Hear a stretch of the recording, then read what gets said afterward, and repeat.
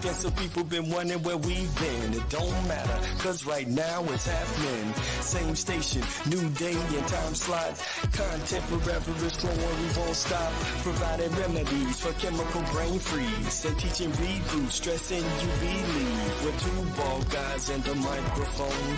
We're glad to be back, it feels good to be home. There it is. Good morning. We are two bald guys and a microphone. Been off for a couple of weeks. I had something. You had something. We're back. I mean, well, it was something just on the It's calendar. something. We weren't drugged down with COVID No. or anything like that. Weird, right? You weren't getting open heart surgery again. So we're good. No, that's all done. At least I hope for a while. Yep. Hey, big shout out to right behind us, JH Events and Flowers. They are helping sponsor this great show. Check them out. If you need flowers, you need man cave stuff, you need anything for any situation, Jen and team over there have it. Check them out at www.jhevents&flowers. And of course, our good friends over at Natural Therapy and Wellness. That's right. You're stressed? Go down by John and be blessed. An entire team of licensed physical therapy or massage therapists. And man, he's got it down. Check him out at www.mchenrymassage.com. And then you'll notice too, Coach, I got my Java cup here, Johnsburg Area Business Association. They are looking for people who want to become members of their business roundtable. Java is basically like the chamber for Johnsburg. Great people, but they have a roundtable built for small businesses. It's kind of like a think tank.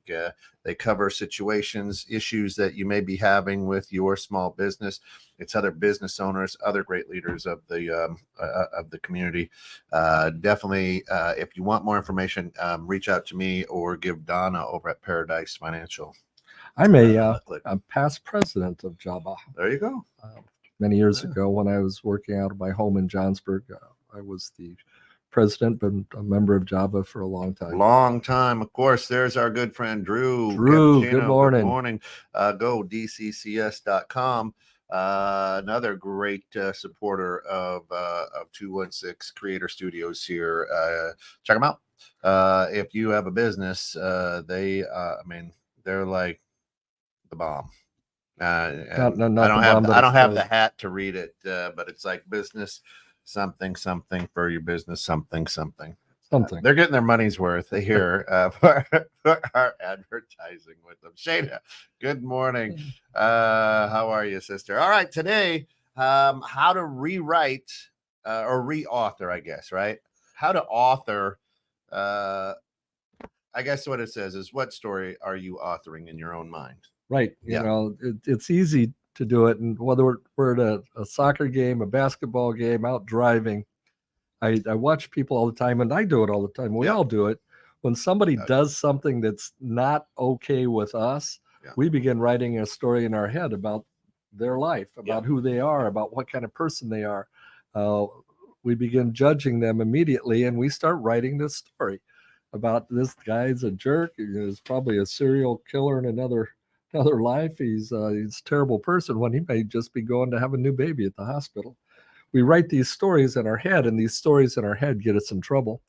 But it goes beyond that. The stories we write in our head, you look back at your high school basketball career or high school track, in my case, and you rewrite those stories to fit the situation you're in. Yeah, I'm pretty sure I ran a 1:47.800. I'm not sure I ever cracked 2 minutes. Right.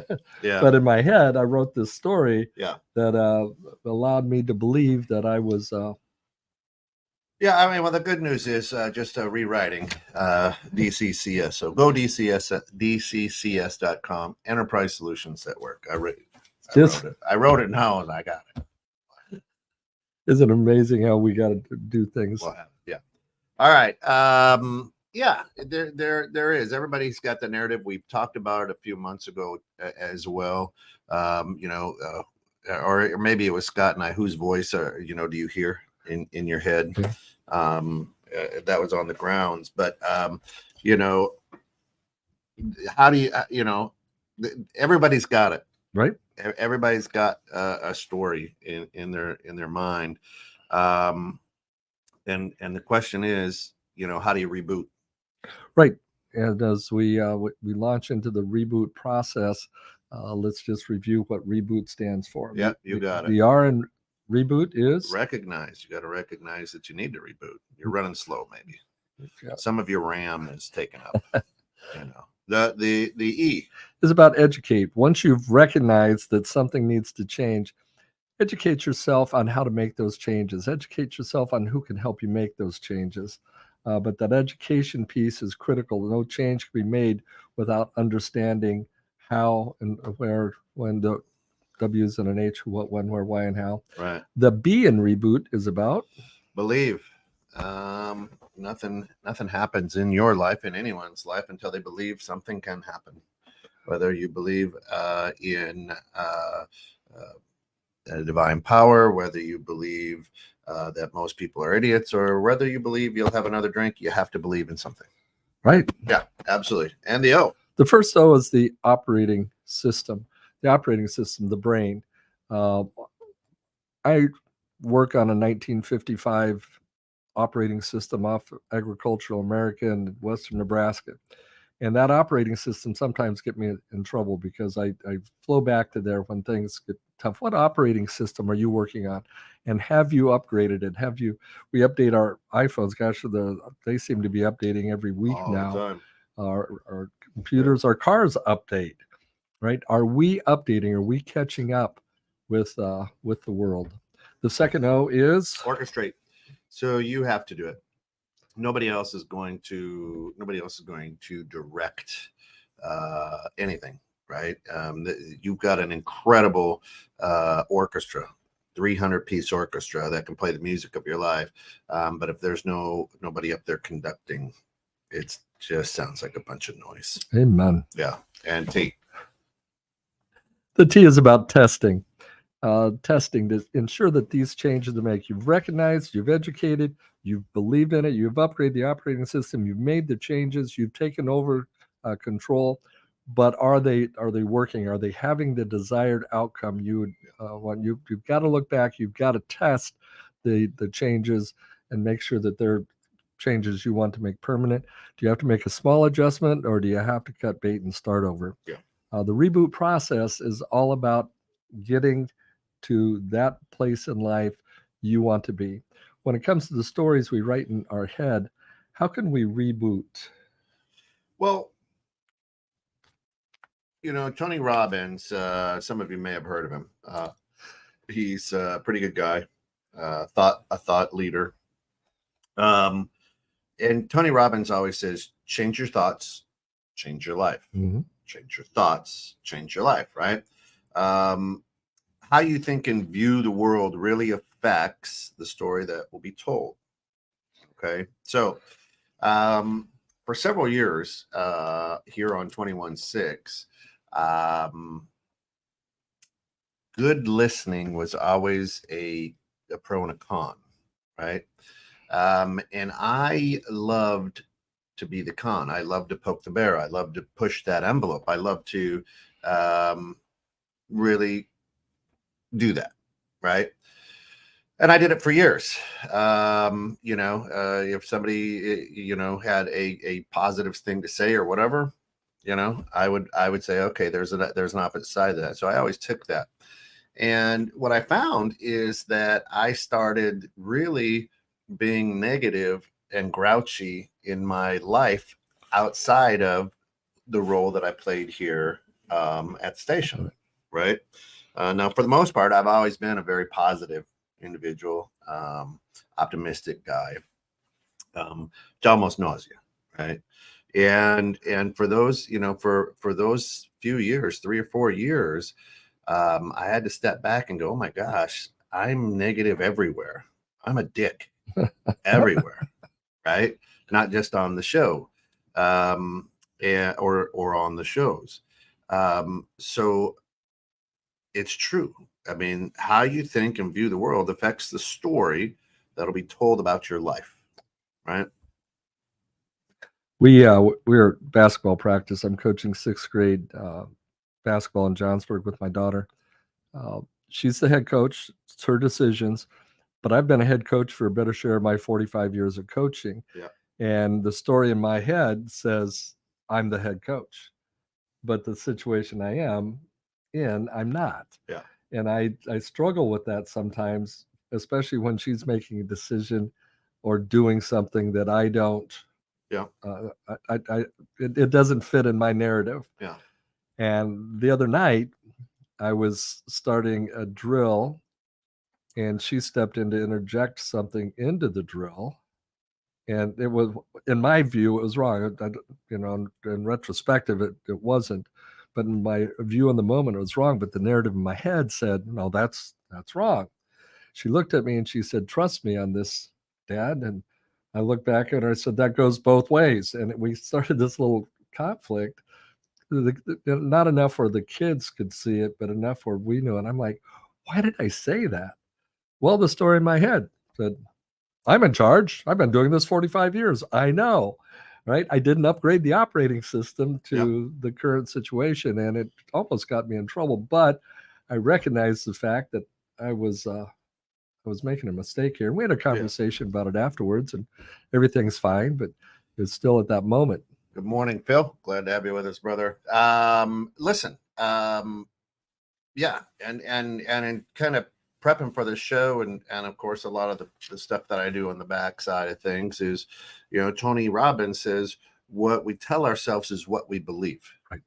Okay. We've all heard, hey, if you tell the same lie long enough, you'll end up thinking that is truth. I'm good enough. I'm smart enough, Right. and doggone it, people like me. So what happens is we start limiting ourselves, and our ego and whatnot gets in the way by deciding we can or can't do something. Okay.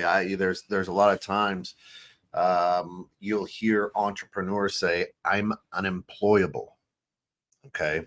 And they tell themselves that. Basically what they means is, I think I know it all. I can't work for you because no matter what you say, I think I can do it better. You're very employable. Your ego and the story that you've told yourself are not employable, right? No matter what it is, this is silly. Why bother? We're effectively telling ourselves, the answer is no, or the answer is what it is before we even try something, before we ask a question. When we do that, we've really stopped our growth and our ability to succeed. Right. Yeah. That was a quick response, because you've wore the whistle and the baseball cap that says coach, right? Head coach. When in fact you're just the supporting cast, right? Amen. And that's a story that you have to be able to author or write as well. Rewrite, as you said. Yeah. Edit. Right. Edit, whatever you want to call it. So this, if you take a look at the world today, right? We've allowed, we people, human beings, have really opened our minds to allowing someone else to author our story. Yes. Okay? We've said, you know what? I like playing the cello. Why don't you come in and direct this orchestra? We have been so scared to orchestrate our own narrative. We've been so scared to orchestrate our own, our own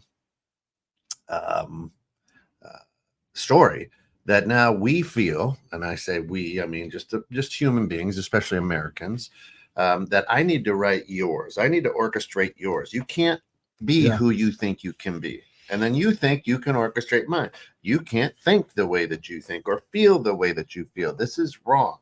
And we've taken it to a spot now where I get frustrated because that's not the story I want to author. Right.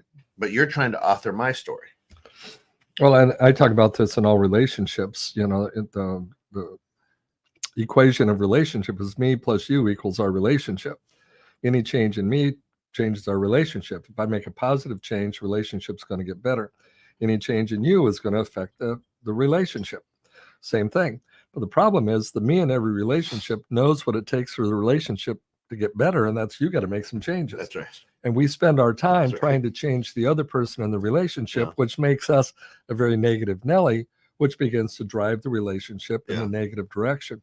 Regardless of what the other person in the relationship is doing, if we just work to make positive changes in ourselves, the relationship will get better. What that goes back to the stories in our head. What are we Right. telling ourselves?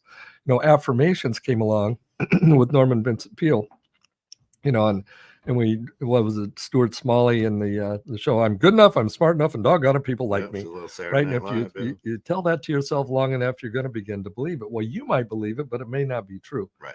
Because people may not like you. You're Right. probably not smart enough, and you're probably not good enough. Mhm. But we tell ourselves, when we can change that narrative into, I'm going to do the best that I can every day. That's one of the things you talk about at the end of your day. You always ask that question: Yep. Was I the best that I could be today? Where could I have improved? What do I need to work on? And when we can change that narrative here, we'll begin to change the outcome. Yeah, and it's amazing when you change that narrative, when you start to author a different story in your own mind, is now the things that I'm attracting, the people that are coming around and want a piece of, KJ, you know what I mean? Yeah. And not in a bad way. It's like, wait a minute, man. Let's talk. I like what you got, not that you're the biggest, Right. curmudgeon-y guy I know. And I think that it's important to understand that I think it's important to understand it. The recognized part of the reboot for authoring your own story is understanding that perhaps you've allowed somebody else to be the author up to this point. Limiting beliefs, whatever you want to call it, right? And you have to be able to pay attention to the chapters as the chapters go by. And here's what I mean. When I was 18 years old, my high school basketball coach said I was never going to be good enough to play college basketball. All right. Now, he told me that on the day after I signed my letter of intent to play college basketball, right? He didn't know, I didn't care for him too much, right? And hopefully he's doing fine now. But the idea was I took his voice and I ran that track like a TDK tape. You're not good enough. Rewind. You're not good enough to play college basketball. Rewind. And I used it at 18 as motivation. What I didn't know how to do, what I didn't understand to do, was at 22 to tape over that, or to throw the tape away, Yeah. or that tapes weren't even used anymore in their CDs, right? So what happened is my story that got dug into my subconscious mind, and where I used it for motivation, later in life it became crippling. You're not good enough. You're not good enough. You're not good enough. I didn't hear to play college basketball anymore, right? I was able to get through enough of that track in my mind that said, you're not. So everything I was doing, you're not good enough. You're not good enough. So what you're my coffee shop was successful. It went under. You're not good enough, right? So what motivated me at 18 became a limiting, right? A limiting self-belief at the age of 30, 40 years old. Well, the Mission Impossible, this tape shall destruct in 5 seconds. Right. It's what we sometimes we need to. Diana, how are you? Glad to have you with us. Morning, cuz. So as of late, I've realized and recognized, okay, what is the story I'm listening to? What's that voice, and being able to go, okay, you know what? I'm not good enough. It doesn't matter anymore, right? Yep. Because I have paid attention to it. And I said, that part of my story was authored by somebody else. And so, you know what? I've got to go in and I've got to erase it like a whiteboard. I gotta erase it, right? Yeah. And it's got to be gone. Now I keep it there to remind myself now that that's somebody else's story. When I hear that, that's not my story. And you're good enough. You are good enough. Let's go get it. Who cares if you fall on your face, right?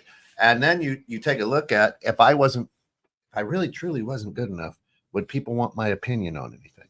Would people want to have me on their projects? Would people want to listen to 21.6? Right?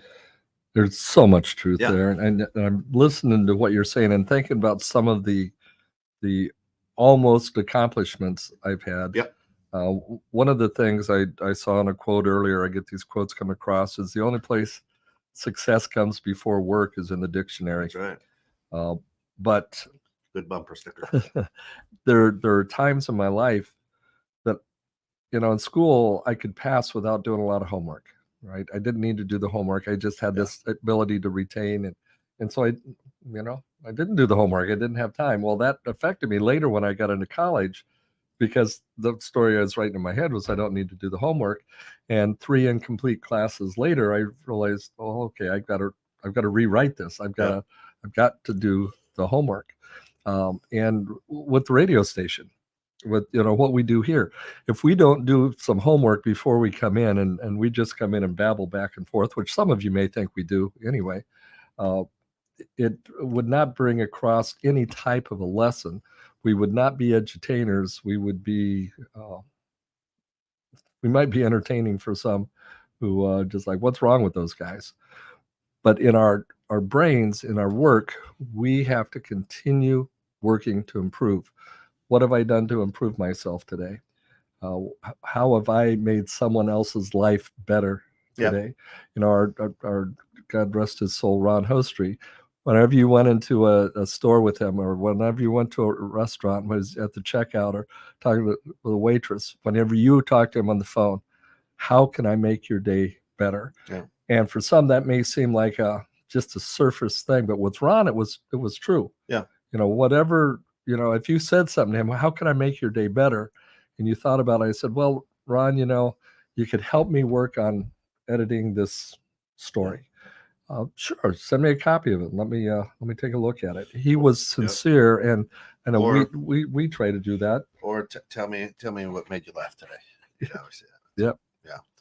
And I've stole it, and I use that, and I am sincere with it, because hey, what can I do to make your day better? Or just let me know what I can do to make your day better, and I'll try to do it.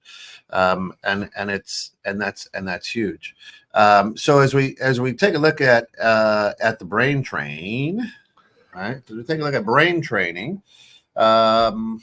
with the authoring your own, the story in your own mind, what are you doing with your brain? A couple of days ago, I've got a lot of things going on again. I have a tendency to do that, which is probably why I wound up with a quadruple bypass in the first place. But I was finding myself getting overwhelmed, and I realized I hadn't been doing my brain training. I've got my sheet right there. I've got the arrows. Yeah. And I had like 6 things loading up on my brain. I'm just going to stop and do the training. And by the time I went through 2 iterations of it, I was like, right back on track and moving forward. And I've seen myself do that. The gratitude journaling, right? I teach that to all my clients. And with several of them, if they haven't been journaling on their gratitude, then I'll just stop the session. We're done. Come back next week with your gratitude journal. But then I find myself going weeks without journaling in my book. Yeah. And I'm telling others, but am I doing the thing that needs to get better? And when I started doing the brain training, now I'm back doing it every day, without question. That's the first thing I do every morning. Is I got my sheet right there at work, and I sit down, and before I make my first phone call, before I do anything, I work on my own brain. Yeah. And I found that has made things a lot better. And even though I still have as many things I'm trying to accomplish, I'm now more capable of putting them in the priority and getting them done. Yeah. Highly recommend you take a look at the brain training. The Kennedy method. The Kennedy method. There we go. Yes, formerly known as combat brain training, designed for the United States Marine Corps. But the word combat was turning people off. So we've gone through a few iterations, a few different names. Get on the brain train, and we had a lot of brainstorming. Can be fun, but in the end of it, John Kennedy's the only one who's doing this the way it is. So like Soul Train, the intro. Brain Train. Get on the brain. Anyway, or all the right. dinosaur train. So what story are you authoring in your own mind, and is it the right one? And if you could use an Etch-a-Sketch and shake it clean and start over, would you? Tony Robbins, and Tony, thanks for tuning in and having this out there for me to refer to. Is a great thing. But if you're authoring a story, or you're allowing someone else to author a story, and you want to rewrite or start authoring your own story, it's never too late. You're not too old. You're not too young. You can absolutely do this. Yeah, and Tony will give us 5 steps, right? And I'm gonna steal these 5 steps because they work, and they are amazing, and they go right along with our reboot process. Okay, so Tony says examine. The first step number 1 is to examine your habits. Instead of focusing on what you want to change, turn your attention to the bad habit or habits that lead you to wanting to learn how to change yourself. Listen to that again. Focus on the habit or bad habits that lead to you wanting to learn how to change yourself. Okay. Are your sugar cravings at 10 at night? Is that what leads you to be overweight? Is your habit of sleeping in and arriving at work late keeping you away from the promotion? That's one of the habits you got to realize. And once you've identified the negative habit, you can, quote unquote, create better ones. That'll help you rewrite your story, such as utilizing delayed gratification. Right. Right. Now, that is recognize all day long. Right. That's recognize. Everything has to start. I mean, we talk about this all the time. Until you recognize you're a jerk, you're going to keep being a jerk. Until you recognize you're an alcoholic, you're going to keep drinking. Right. Recognize is the key. And then understanding, sometimes we recognize it, but we don't want to admit it. Our ego gets in the way of saying, oh, gosh, I am overweight. Yeah. I mean, is it paying the bills where you go, man, I wish I wasn't in so much debt. Something has to change. Yeah. Is it, you know what I'm saying? What is the habit? What's the moment? So being really present in the moment, that's what you have to do. Right. Number 2, after examining your habits and understanding the bad ones, and then looking to create better ones, is practice every day. Yes. Okay. Or on the reboot, that's the test. Okay. Once you know what your quote unquote new healthy habit is, or whatever it is, practice them every day. To your point, you and your brain training, practice every day, no matter what. Have a backup plan for that in case circumstances get in the way of your new habits, and don't allow yourself to cut.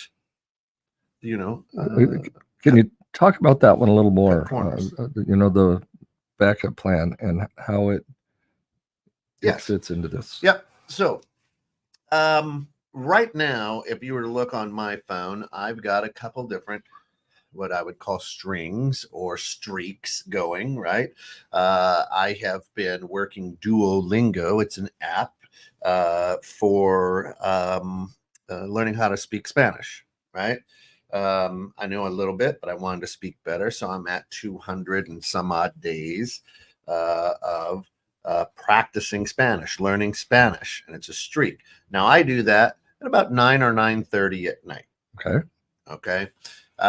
But if the backup plan would be, I don't want to break my streak. So when we were out in the woods for man camp, I was able to go into town, catch a little bit of Wi-Fi, and spend 5 minutes studying every day. That was my backup plan, because I knew at 9 at night, when in the woods, wasn't going to happen. So I had to readjust or have a backup plan to a good habit. Okay. Every morning that I wake up, my wife thinks this is weird, but every morning that I wake up, I grab my phone, I flip it open because I've got a flip phone. That's right, I do. I've got a flip phone. And I do Wordle, right?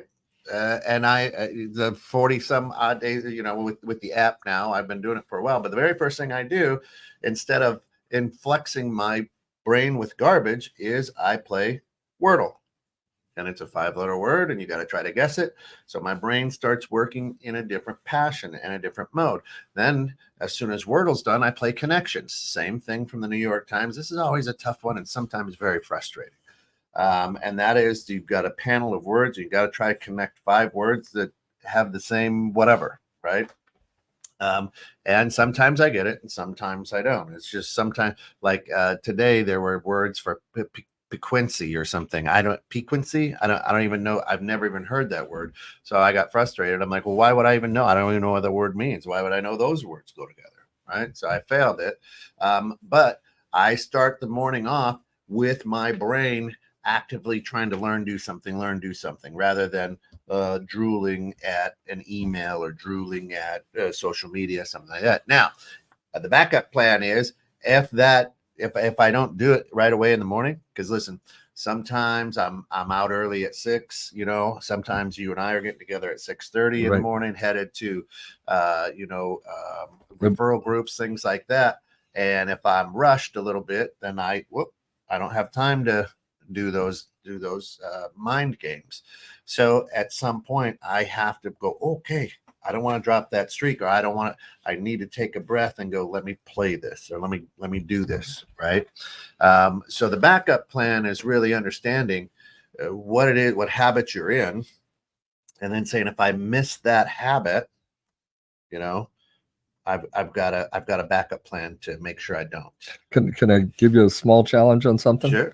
You have a sheet of the arrows with the brain training. Yep. Before you do the Wordle or the connection, do just a quick sheet of the brain arrows and see if it makes a difference in how well you do. I would love to. And I'm not making excuses, but I'm still laying in bed when I do that. And the lights are off. I get up way earlier than Alice. So you do. To do that might wake her up, and she might get irritated. Left, right, up, down, red, blue, green, yellow. So yeah. But that's what I do to try to. So those are habits that I do to write to author my story. What does our good friend Shana say? Even after recognizing, we need to constantly reevaluate progress. Absolutely. And that is step number 3. Well played with Tony Robbins' 5 steps. Step number 3 is focus on self-reflection, right? One of the habits that lead you to wanting to learn how to change your life around was not facing reality. You need to focus on realistic self-reflection throughout your journey, and when needed, ask those you trust for their perspective. Are you improving? If not, what else needs to change? Absolutely, 100%. Reevaluate. That's our test piece, right? And that's orchestrating. That's doing everything. Yes. You've got to make sure that it's working, right? So, the practice every day, the backup plans, that could be part of orchestrating.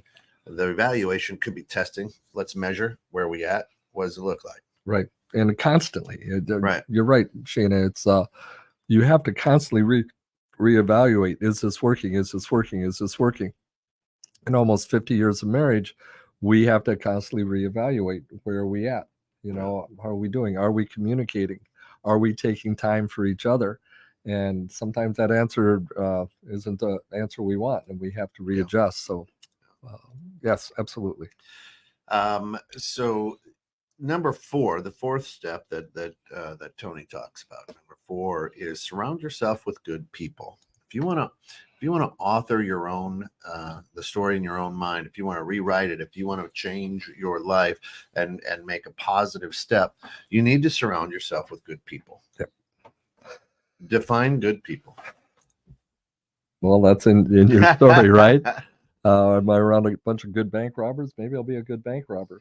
But all the way back to my psychology course in college on my pursuit of my bachelor's degree, one of the things that have stuck with me for years, and I've applied it always to my coaching philosophy, is we gravitate towards the norm of the group we are involved with. If you have an athlete who shines above the rest, he's going to gravitate towards the norm of the group. His skills are either going to stabilize or go down. Sean Achor talks about how can we move the average of the group up and, drive towards it. But when we can find a group of people who we consider good, in our perspective, to your point, what is good. Yeah. I mean, that's a definition only you can write or only you can make, but somebody who's maybe in the same field, the same place, doing the same thing, but in your mind, they're doing it a little bit better than you, and you hang out with them, you're going to gravitate towards the norm of that group. Yeah. If you're hanging out with people simply because you're the shining star, well, then you're going to gravitate towards the norm of that group. You're going to regress. So surrounding yourself with good people. A few years ago, the mantra was something about you become like the 5 people you spend the most time with. There's been several ways of going about it. I feel but sorry for the people who spend time with me. Jeez, well, that's why I say I keep bringing down the average. But the point is, surround yourself with good people. If you get somebody who's constantly swearing, constantly negative, constantly, getting involved in the fake news and pretending like it's real or getting bought into it, you're going to go down that path. So find good people and hang out with them. Wild turkeys fly. Hard to fly like an eagle hanging with turkeys. Absolutely, or chickens, right? There you go. Or an ostrich. Or a penguin. Whatever.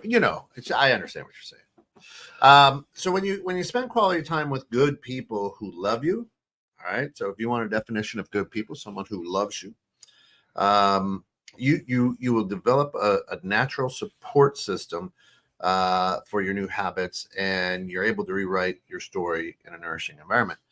But the other thing is, a good people, you don't have to say, here's the story I'm trying to write. Please support me. Would you play this role? Correct. Right. Good people are the ones in your life who allow you to be you without judging you, allow you to be you in every sense of the way, but also are honest enough to give you critical feedback. Yep. Okay. Listen, you're being a jerk. Listen, you're an idiot. I'm not going to poo-poo your dream, but you can't keep treating people like that if you want to achieve it. Right. Yep. So the last thing that we really want in life is somebody who's going to give us the help, the right support to move forward and prevent us from, how upset were you when you were a little kid and you wanted to do something? Your parents like, no, you're going to hurt yourself, right? When I was, I had 3 older brothers, and I had been working, mowing lawns, delivering papers, working at the local grocery store since I was 8. I had all these jobs, saving up money. My goal was to buy a car, right? None of my brothers had a car, but none of my brothers worked as hard as I did. Right. They were good students. I not necessarily, they were in extracurricular things. I was just in basketball, football when I was young. But I worked and worked and worked and worked because my goal was to buy a car. So my buddy Brian Marching turns, and I was older, a little bit older than most of them because I got held back. You can figure that. Anyway. Brian gets a 1971 Cougar, Mercury Cougar, with 351 Cleveland engine, 4-speed. This baby's a big hot rod, old muscle car. One of my best friends, Kent Timmerman, gets a GTO, the 455 tri-power engine. This thing, big muscle cars, fast. Corey Ingebrigtsen gets a 73 Chevelle, and everybody gets these, and so I started looking at these muscle cars. Right now, my dad worked for General Motors. He worked for Oldsmobile for years. And so I was looking at the Cutlass. Oh, you give me a Cutlass 72, 73 Cutlass Sierra 350 engine, or a Cutlass, just a Cutlass, straight Cutlass, right? And the mag wheels, dual exhaust and you got yourself a car. And I would, hey, Dad, I got it. Yeah. Right. And finally, I'm like, what? What? They're like, my mom looks at me and goes, you're going to kill yourself in one of those big, fast cars. Right. So I'm like, oh, this is ridiculous. I ended up getting a 1968 Volkswagen Beetle. Right. I bought it with my own money. The goal was achieved. It wasn't the hot rod that my buddies had. Right. But in hindsight, absolutely would I could killed myself because the way I drove that little VW Beetle, still a VW fan. But my parents they understood the story, they understood the goal, they understood the dream, but they also understood you're not going to kill yourself. Amen. Right. So that is good people. When you surround yourself with good people, they're going to allow you to chase after, but not do dumb things, or be there to pat you on the back when you do dumb Well, and things. you're fortunate that some of the good people that you hang around with are in your family. Yeah. There are situations where people have their family situation is just not good, and getting out of those situations can sometimes be difficult, or even recognizing the need to get out of those situations. Yeah.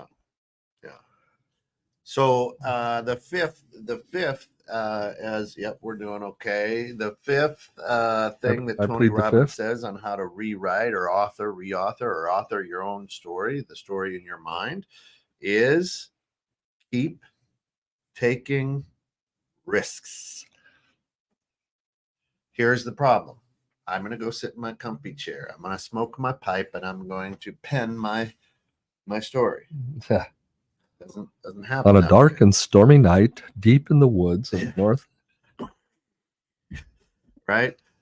If you want to learn how to change your life, you cannot stay in your comfort zone. Yeah. We have talked about that endless times here. Two Bug guys and a microphone. You need to take risks until you get comfortable with those risks. Then take more. Right? The more you push yourself, the easier it'll be to become or be able to rewrite or reauthor or author your own story and transform your life. Yeah. It's not too late. We can show you time and time and time again, from biblical times to present times, people who are in their 50s, 60s, and 70s who have rewritten and reauthored their story and have had massive success. Yeah. It doesn't happen like a Steve Jobs when you're 20, right? It doesn't happen that way. Yeah, I had a young lady, 7th grade girl basketball player, probably one of the best ball handlers at that age I'd ever seen, but she would never use her skills in the game. And after a couple of games, I set her down. I'm like, her first name was Hannah. I'm like, Hannah, you have such incredible ball handling ability. Why aren't you using it in a game? Well, coach, she said, people will say I'm hot dogging. I said, I don't think so. Well, what if I do it and lose the ball? I said, I don't think anybody's going to care. So finally, in one game, I told her, I said, I want you to go out, dribble the ball between your legs, and just let it go to the opponent. She's like, what? I said, just do it. See what happens. Well, she did that, and the girl got the ball, and her teammate went and stole the ball right back. Yeah. And got it to Hannah. And after that, she became the ball handling wizard of the game. I've never had a 7th grade girl able to do that, but she wouldn't take the risk in a game. And once she did it and found out I wasn't going to kill her if she messed up, she was able to get through that and really lead the team to a lot of victories with her skill. So, but it's that risk that she was afraid to take. Well, and somebody probably had told her once, or she overheard. The worst thing that can make you hiccup in writing your own story is a soundbite from someone else's conversation. Yeah. Right? How many times, oh man, yeah, she's a little bit of a hot dog there, right? And as she walks by, they must be talking about me. Yeah. And now I'm afraid to do it because everybody's going to think I'm a hot dog. Well, that's not just put in your head. Yeah. I mean, it's not there. It grows there. Somebody planted that seed, right? But how many times have we allowed the commentator, you take a look back maybe at, Jim Carrey's movie, you know, where the guy says, "Good morning, good afternoon, and good night." Okay, so, Yeah. right. The Truman So, Story. yeah, the Truman Story.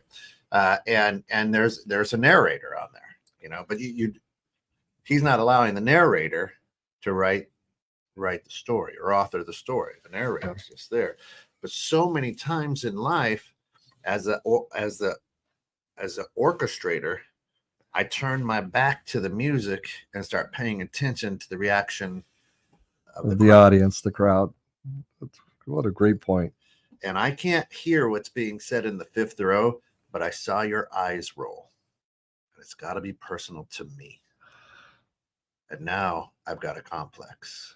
And now, instead of me writing the story, I've allowed somebody else to drop a little bit of ink on my paper. There was a time I'm doing a presentation on stress management, and I always try to pick somebody out. If I can get through to this person in the audience, I know I've been successful. And there's this guy in the front row. I couldn't get through. Everybody else I had laughing, I had rolling. This guy didn't budge. He's just stoic. He's just sitting there. And throughout the entire presentation, nothing I did budged him. All the other people who were laughing, having fun, walked away. At the end of it, he came up and offered me an opportunity to speak to a 7-Eleven regional meeting. And I was like, Huh?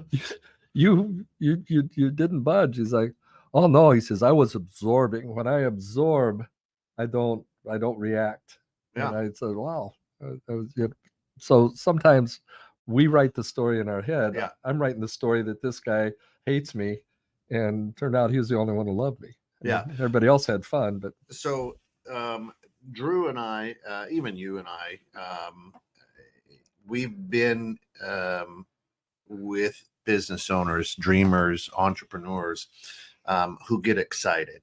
And because of the talents that we have, because of what DCCS can do, Enterprise Solutions that work, is people get excited and they start, hey, and then you know, so they're running through this blueprint on how to build the Taj Mahal, and I can see and feel their excitement. And I'm that way, and I'm looking at them, I'm soaking it in, trying to understand. And they're looking at me and they're getting upset because I'm not excited. Yeah. Drew jumps right in, you as well, and you feed off that energy, and here you go, you know, and you're like, yeah, and then boop, and then bop, and then bip, and then I have to say, listen, I'm excited. I'm not showing that I'm excited because I'm taking this all in. Mm-hmm. Now, I might call you in a half hour and not be able to shut up for the next 3 days, but I want you to understand I'm just as excited as everybody else here. I'm just taking it in. This is what I have to do to digest, to figure this out, to really put the blueprints in there. So I'm weighing out those risks. Wilson, good morning. Good old Sophia Wilson. Glad to have you with us. So it's just, you know, a lot of it is as we are authoring our own, the story in our own mind, rewriting, reauthoring, things of that nature, you have to keep taking risks. You have to get out of that comfort zone. And then you get comfortable, and then you got to step again and take another risk, right? It's said that success lies just, 2 steps just outside of your comfort zone. Right. And I say that that's wrong. Right. I was waiting for that. Right. Success happens in your comfort zone, but you got to keep expanding that. Right. And I understand what it's saying, but once, listen, Michael Jordan is one of the best athletes ever to grace a sports field. But he's made more money as a business person. Yeah. Right. He just sold a basketball franchise for like $6 billion. That he paid $750 million for. Right. Okay. So I want you to realize that that was stepping outside of a comfort zone for him. Yeah. He's an athlete, you know. and he's learned how to become a business person to where now he's very successful. One of the again mantras I have with my athletes, with my business clients: anything that is easy was once difficult. Yeah. Anything that's easy was once difficult. When you recognize the need to bring something into your life, Yeah. the only way to make it easy is to practice it, to do it, to let it happen. I was afraid to speak in public for a lot of years. Mhm. Now, once I broke that story, once I Yeah. broke that mold, I've been in front of 10,000 people, and the rush from that today is a rush of excitement. 1985, that would have been an anxiety breakdown, Mhm. but I had to rewrite the story. Yeah.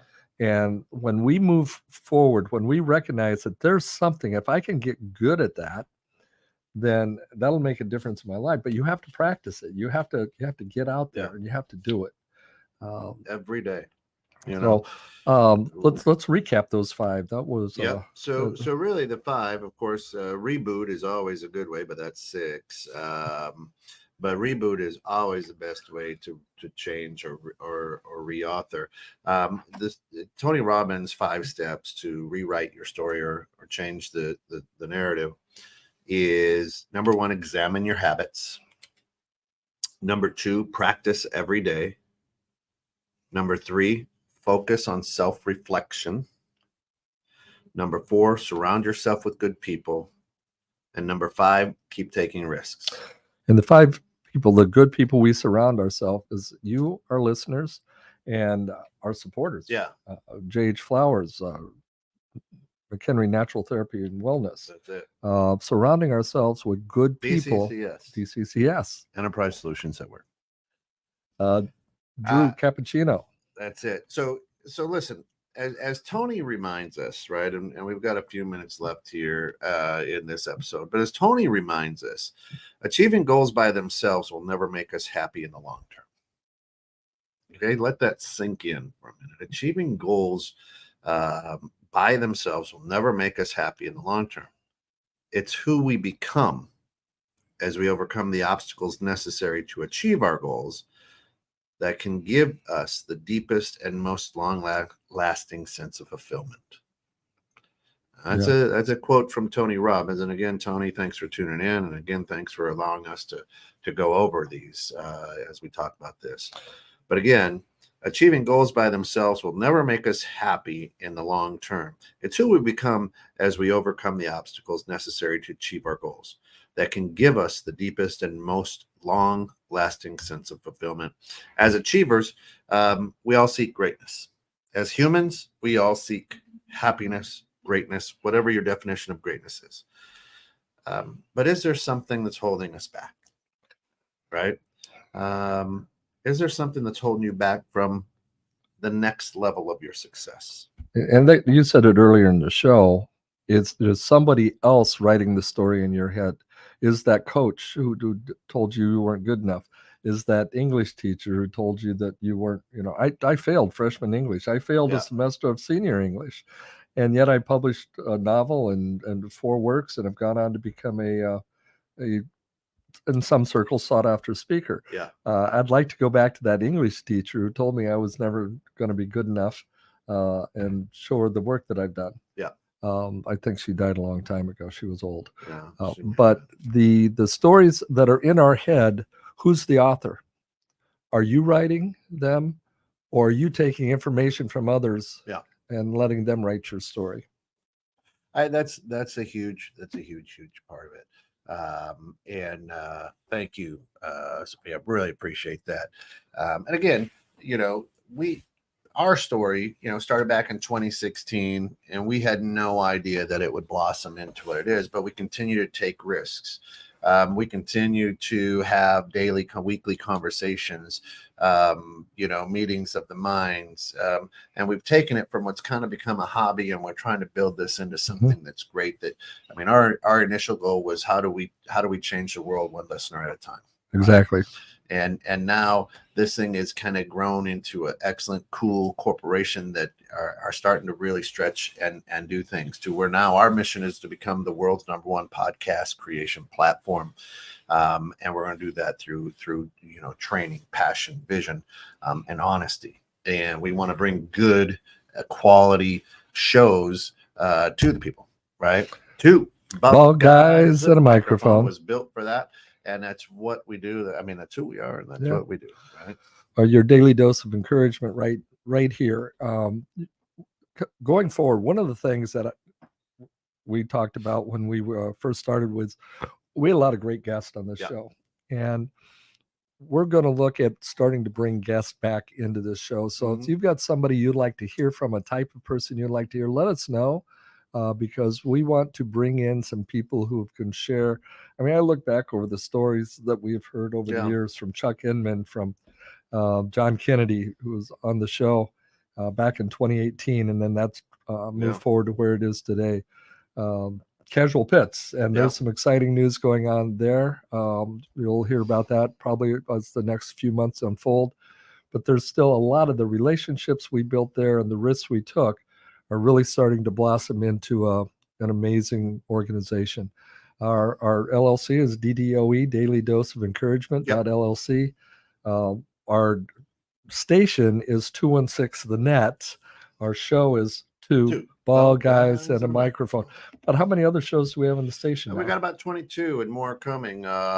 We've got start looking for Let's Talk Local, a spotlight of a lot of local small businesses and whatnot. Leveling Up with Cappuccino is going to be coming on how do you level up your life? How do you level up your business? How do you level up? Right. And that's going to be a very, very powerful show. We've got It's Your Move. We've got things like Roger That Chronicles. Book 'em Dano, if we can get away with that. But it's going to be local stories from police officers, detectives, things of that nature. Names will be changed to protect the innocent. But we're going to have some cool things there. We're going to be taking a look at getting some youth in here. And we're going to be having, shows with local youth, which is cool. I mean, today we've got Metaphysical Meanderings at 9:30 this morning. At 2:00 this afternoon, we've got Idea Climbing with Mark Carter. And you want to know about an incredible show where he just, he had Bob Berg, the author of The Go-Giver. We talked with Richard Werman, who is a creator of TED Talks. Be tuned in to see who he's got today. He always has A-lister people, and he just asks questions, and you get to know these people, and it's amazing. Mark Carter's Idea Climbing radio show is at 2 today, and then it's just off the chain on Friday as well. Very, very busy day. So listen, we've got to get out of here right now, but for all of us here at 216 Net, thanks for getting caught in the net, and thanks for hanging out with two ball guys and a microphone. This is Tim Stewart. I am Coach Papa, and I do approve this message. God bless. Travel safe. Make this your best day yet. Now it's time for you to get off the bench and get back in the game.